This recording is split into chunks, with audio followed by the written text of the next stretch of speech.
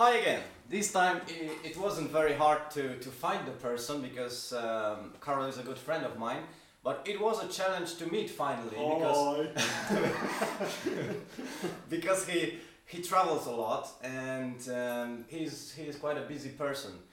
And yeah, as you've noticed, he's always entertaining because this is what he does for living. This is his profession. And well, I've already told what you do. I wanted to ask you what you do to tell our. Ask me about my name. Don't worry. Anyway, you have a passion with working with people, and you work abroad in many countries, in many languages. Can you tell us a bit more about what do you do? What is your work about? Okay, so I work in a tourist field, and I'm the entertainer. More specifically saying, I'm a leisure time animator, which means I animate from Latin. I bring back to life. You bring back to life. Yeah, which means I organize leisure time for people in hotels, and I try to entertain them in. You bring the joy into life of people. Yes, that's when they're dead, after a party, I bring them back to life by doing some volleyball or something like this. And yeah, that's what I do. Because that's true. But many people are dead, not physically, but they don't live really. I mean, they don't have this passion, this joy. So that must be very interesting. Okay, what do you do? Because you speak a few languages, yes. But what do you do when you meet a person that you don't speak the language of that person? Mm-hmm. What happens? Okay. How can you communicate? The thing is that me being an entertainer means I should learn as many languages as I can. And not maybe fluent, but hotel English. You go here, I go there. That's the hotel English. So I should speak in 17 languages, I should just say hello. But even though there are people, when I meet people from the country so I you speak 17 languages at the hotel level. The more, but wait, there's more. I actually speak with all the people, even though I don't know their language. I speak. How come? Sometimes I use learn English because most people know bits and scratches from English. But then psychologists prove that we know about 700 words in every language. 700 words. 700 words. How come? How is that possible? You see, you just show me the one word in this language, which means. How is that possible? Okay, we use sign language, which is like when we want to say a woman, we would say, and that's a woman, and there you go. When you want to say eat, you say So the gestures and the body language. Yes, and then you when I want to say come with me to do the shooting. In the shooting range, I would say, you, all of you, come with me to. And that's That's great. That's great. Yeah, that's. So it's not possible not to communicate. Yes. And it's not an excuse when you don't speak a language that you cannot communicate with someone. Yes. For me as well, because that's my job. So I have to communicate with all the people. So, but that's a good motivation for me to learn. And you also practice the pantomime arts, right? Yes, I do it. That's my, I would say, hobby. So something you don't use words. This is also a language.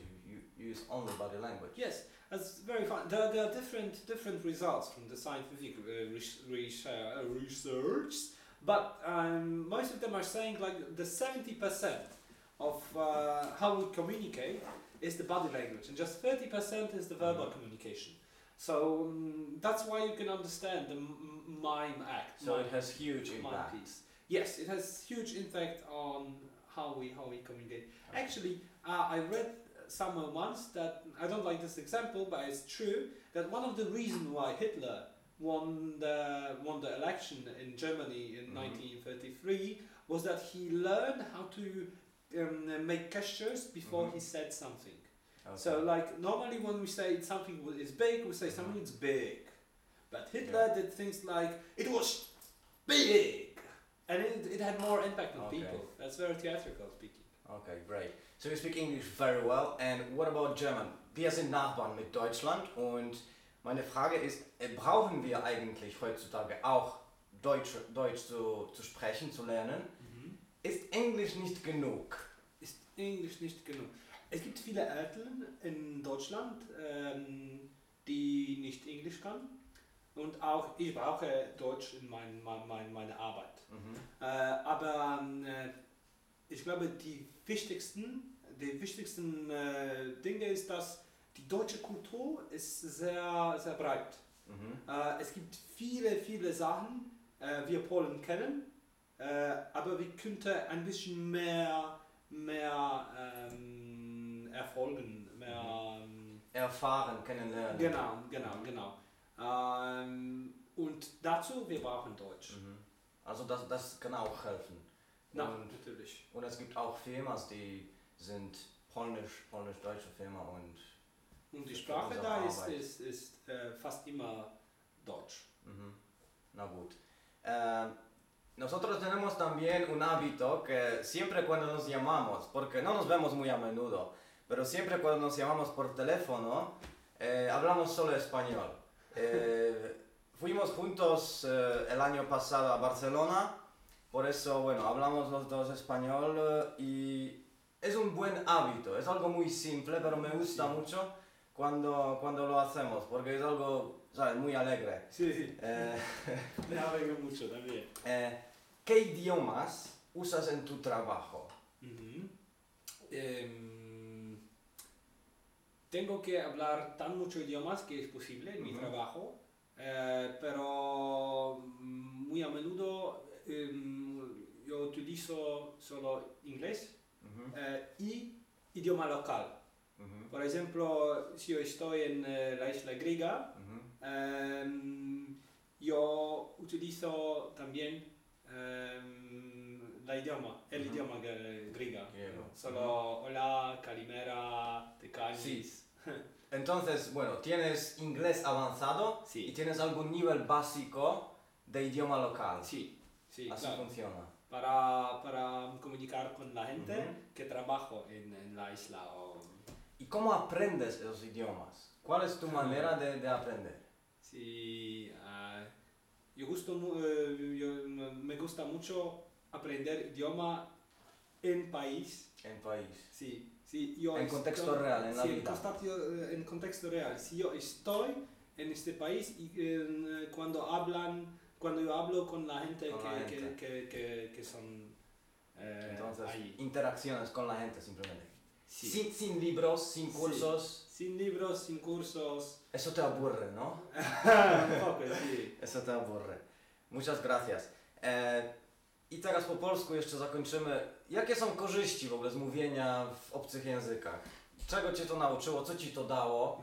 Że komunikujesz się w wielu językach, na dobrym poziomie, w kolejnych wielu na podstawowym poziomie, plus do tego świetne umiejętności mowy ciała.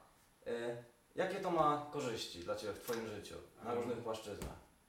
To jest tak, że języki pozwoliły mi dostać bardzo ciekawą pracę, która polega na jeżdżeniu po różnych ciepłych krajach i tropikalnych wyspach I rozweselaniu ludzi, co jest fantastyczną pracą.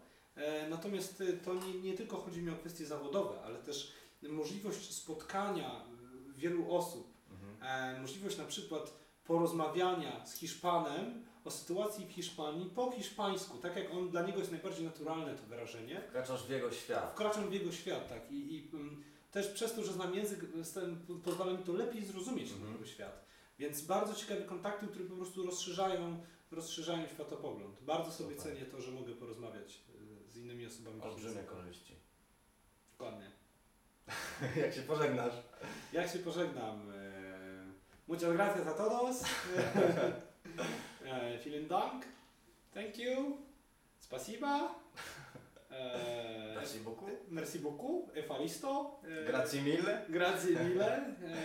Muito obrigado. Arigato. Arigato, muito obrigado. Obrigado. No i dziękuję. Dzięki.